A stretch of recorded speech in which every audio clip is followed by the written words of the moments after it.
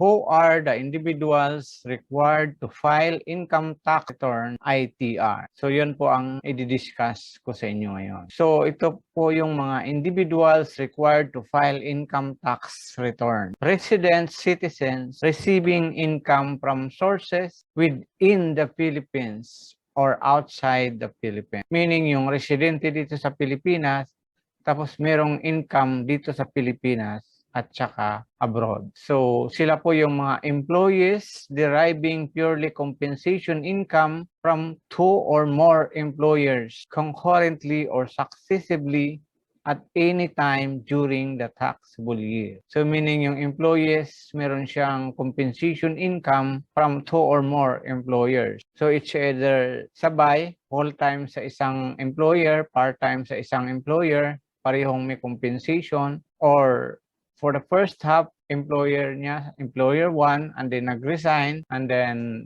nakapagtrabaho sa isa, second employer. So, kailangan niya mag-file ng ITR kasi may dalawa siyang employers during the taxable year. So, next is employees deriving purely compensation income regardless of the amount, whether from a single or several employers during the taxable year, the income tax of which has been withheld correctly, i.e. tax due, the income tax of which has not been withheld correctly. Example is tax due is not equal to the tax withheld, resulting to collectible or refundable return. So kung hindi tama yung pag-compute ng withholding tax, hindi balance yung tax due at saka yung tax withheld, so kailangan mag-file ng annual income tax para ma-reflect yung it's either payable pa to the BIR or merong refund. So another one is self-employed individuals receiving income from the conduct of trade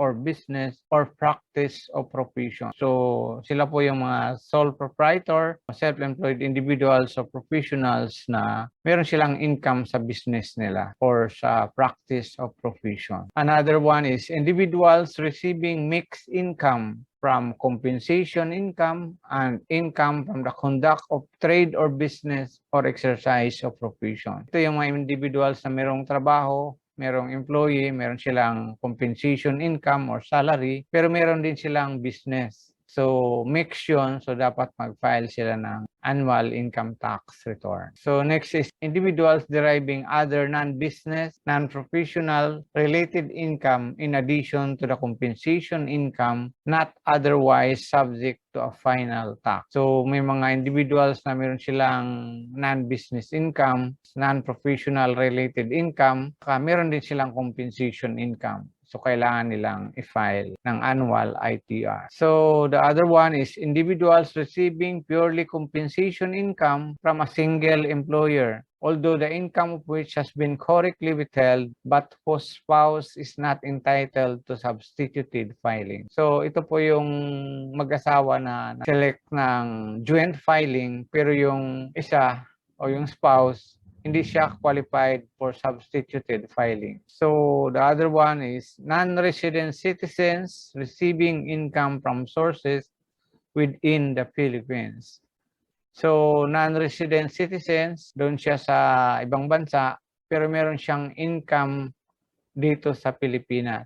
Kaya, kailangan din niyang mag-file ng ITR. So, the last one is aliens whether resident or not receiving income from sources within the Philippines. So, kapag may income dito sa Pilipinas, kahit alien na nakatira dito or sa ibang bansa, as long as meron siyang income dito sa Pilipinas, kailangan din niya mag-file ng income tax return. So, thank you. I hope na may natutunan po kayo. So, kung may natutunan po kayo, I hope you will like and share and then subscribe and click the bell button para ma-notify po kayo sa next video natin. Maraming salamat po.